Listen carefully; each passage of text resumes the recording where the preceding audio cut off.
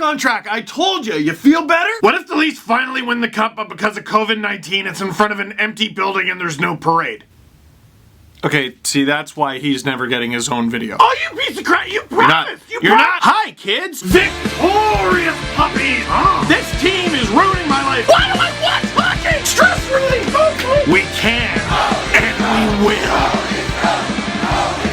Victory, puppies, boys! They're right back to being contenders! The biggest house in Oshawa belongs to my therapist! Let's go! Muscles turn to fat when you don't use them. Leafs win! 2-1 over the Tampa Bay Lightning. Morgan Rielly returning to the lineup for this one, and ooh, just like a God, didn't that just feel right? Didn't that just look so much better? Except for the second period, like mostly that looked better. Man, I know we say it about the big four, quote unquote, up front.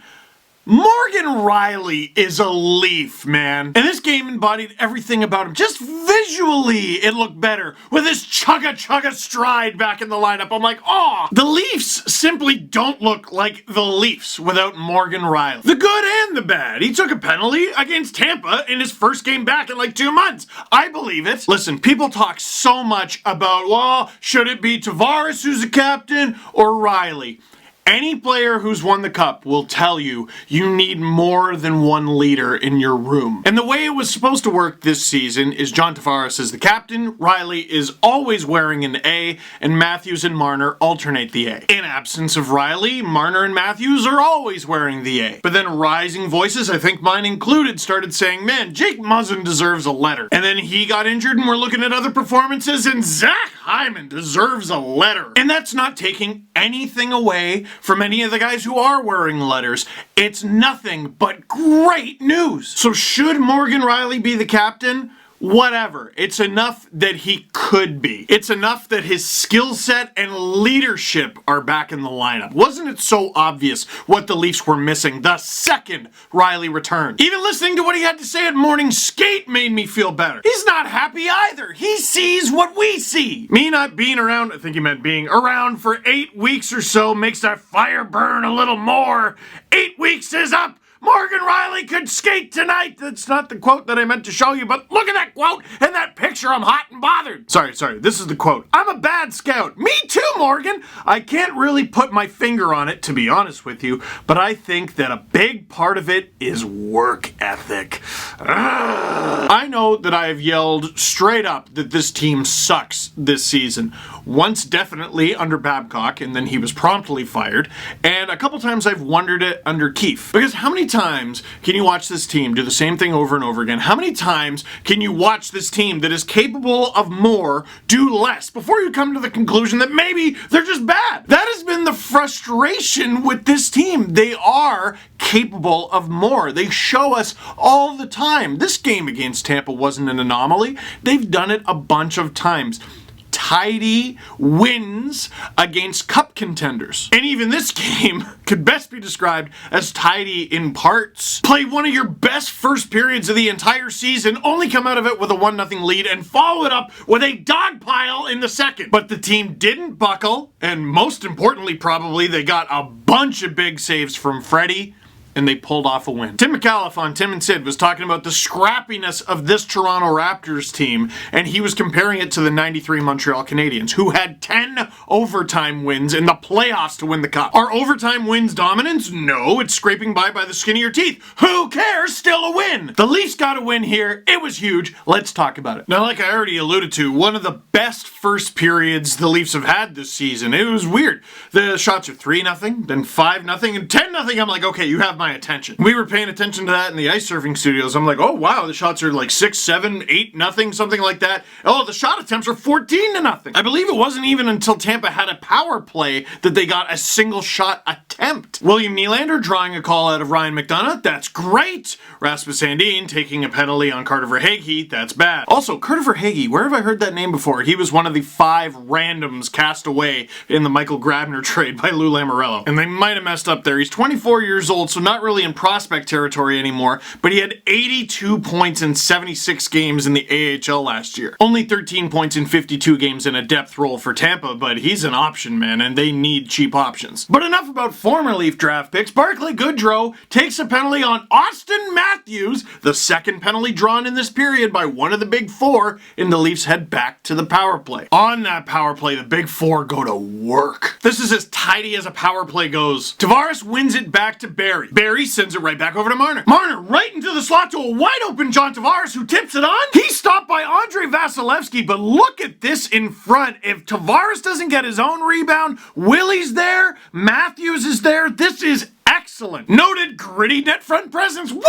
Nylander bangs it in, his 31st of the season, and the Leafs are up 1-0. Four guys touch the puck and score a goal in 6 seconds. Austin Matthews didn't even have to do anything except stand there and look scary. Mitch, just excellent vision, excellent instinct to not wait there, because I think on the power play that can often be the case. All right, we got more guys than them. I'm just going to be patient. I'm going to wait for my opportunity. Opportunity's right there. Don't waste time. Take it. And Marner, I know a lot of people are mad at him, but that is elite vision, and that would come into play later in the game as well. And it didn't say on the screen at the time, but the shots were 14-1 at the beginning of that power play with the Tavares tip and then the Nylander shot. I think that would make the shots 16-1. Even the Sandin penalty that came before this, the Leafs got a breakaway shot from Pierre Engvall. Just dominance in that first period. Other than that one mini fire drill near the end of the period, Travis Dermott blocking a shot and then mishandling it, the Leafs were the better team for 19 minutes and 55 seconds. And Freddie just chilling like, I got nothing to do.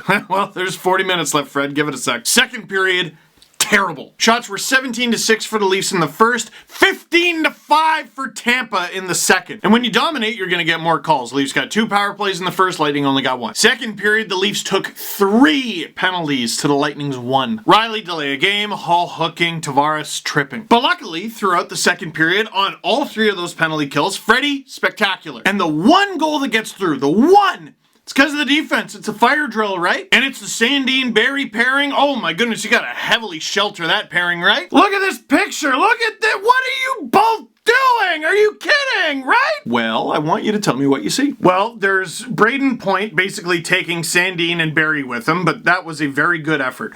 What happens here is the puck ends up on Kucherov's stick. He takes a shot. He was not the guy who scored. Who was that?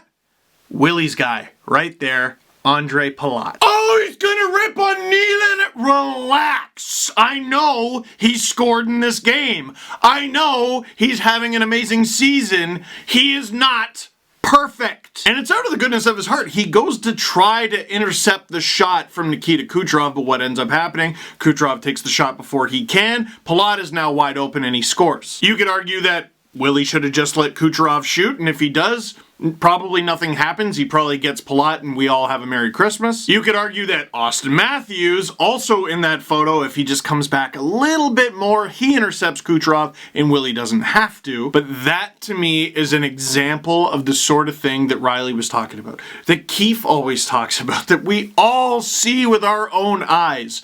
Just a little bit more effort. Just a little bit more. Listen, I'm not asking the Leafs to get a shutout every single game and allow 0 shot attempts. I know that's stupid and unrealistic. But that's the kind of little thing, even when both your defensemen are on their bums and in a complete fire drill, that you can change to become more like a champion. Were it not for Freddie Anderson, this period could have gone a lot worse. Rob and Tyler Johnson, Rob and Blake Coleman as he turnstiles Barrie. Not to mention that the lone Lightning penalty in this period was Coleman beaning Freddie in the head, although not the worst beaning a player took in this game. I cannot believe Mikhail Sergachev returned to the game after taking that Matthews one-timer to the brain. Are you kidding? Actually, Sergachev led all Lightning players in ice time by far with 20 minutes and 35 seconds. Are you kidding? But getting back to what I was talking about, Freddie with a point-blank save. I think it was on Cirelli on the power play. He was amazing in this game. All right, so that was awful.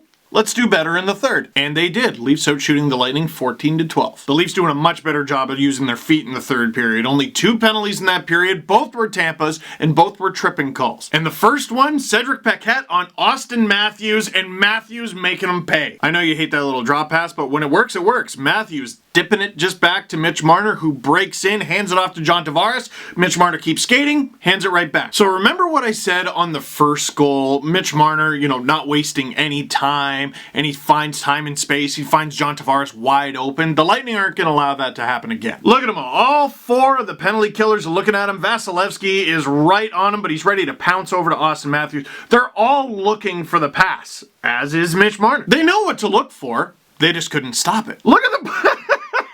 Look at Andre Vasilevsky and Ryan McDonough. They're both like, we have made egregious mistakes. And I know it's Austin Matthews and he's got a great shot, but he knows who made that play happen. Look at this, look at this. Never speak to me or my son ever again. Austin, I'm older than you. Mitch, I'm in the middle of something. And it's so ridiculous because heading into this game, the big story, other than Riley being back, is Mitch and Austin were split up. Austin was put with Nylander and Mitch was put back with JT. And it's funny, we look at the lines and we forget, oh yeah, the power play exists. Now, a lot of people have been hating on Mitch recently, and listen, I get it. It's not like he's immune from criticism as well. Listen, you want the kind of money that he fought really hard for, you gotta earn it. And people are really quick to point at the points, and that's wonderful and everything.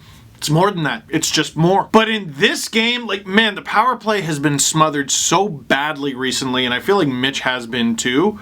Wow, was he good in this one. Not wasting any time. The first goal was 6 seconds in on the power play, and Mitch not waiting, not surveying the scene. He saw a pass and he took it right away. In this one, he helps with the zone entry, and then the puck is off his stick and in the back of the net within like 3 seconds. You could argue the Tampa Bay's penalty kill wasn't very good, but you can make anybody's penalty kill look not very good if you execute properly, and Mitch Marner, more than anybody else, did that in this game. He was fantastic. Now all the Leafs have to do is defend a third period lead. Who's comfortable? Everyone comfortable? You good? You good? I think another big part of that, it's not like Mitch just stood there and passed. He actually skated towards the net a little bit, make the Lightning think like he might shoot. I could spend all day on it, but I won't. Now, all the Leafs got to do is defend a third period lead. That's fine. That's good. Everyone confident? You good? You good? The Leafs get caught with 2 defensemen behind their own net like a minute later. Andre Palat, golden scoring chance. Freddie stops it. Partial 2-on-1. Killorn over to Coleman. Maroon. That didn't go in. The Lightning keep possession of the puck. A rebound bounces in front to Cody Ceci, who bats it like at a Lightning player, looking intentionally. He actually was not bad in this one, but that was panic hands altogether. Just under 3 minutes ago, Zach Hyman with a breakaway. What? There's a goalie there. Zach's contract specifically says that when he has a breakaway, there are to be no goalies. Tampa cheated. They cheated. But it's okay. It's okay because Freddie shut the door. The Leafs in front of him shut the door. The Leafs shut the door. They beat the Tampa Bay Lightning 2-1. Questions. Well, how do you feel today, neighbor? Significantly better. Not just for the win, but for how they played.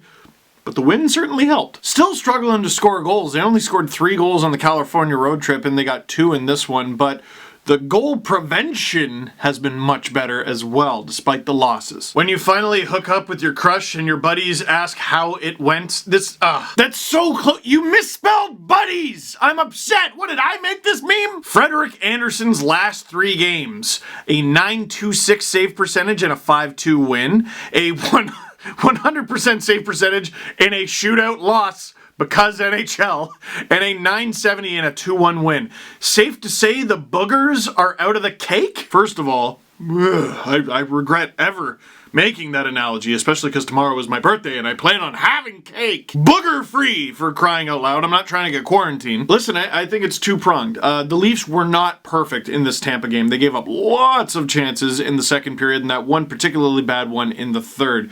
Freddie stopped them. That's been the difference. But despite those egregious errors from the defense, they have overall, even on the California road trip, been much better in front of Freddie and in front of Jack. So it's a two-way street. I know Freddie's numbers have been terrible, and for a while there, he was terrible.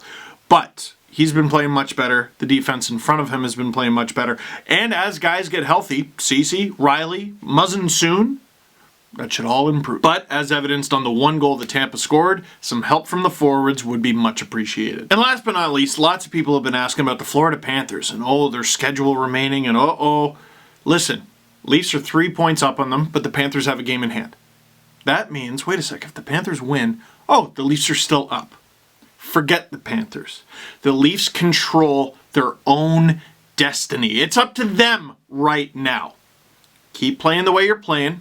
Win some games, you'll get in. They got the Preds tomorrow, and they've been no joke recently. It looks like they might get in, and they might make some noise after looking pretty terrible for a while. That's the NHL these days. The elite teams and the bums seem to change places on a day-to-day basis. Which, once again, something champions and consistency. So that is it for this one. Thank you very much for watching. Click like if you like this video. Click subscribe. If you really liked it, tell all your friends that we got a brand new Panago Pizza Steve Dangle podcast coming tonight. Why did I say Steve Dangle? Steve Dangle. It's weird when you say your own name and it's not even your real one.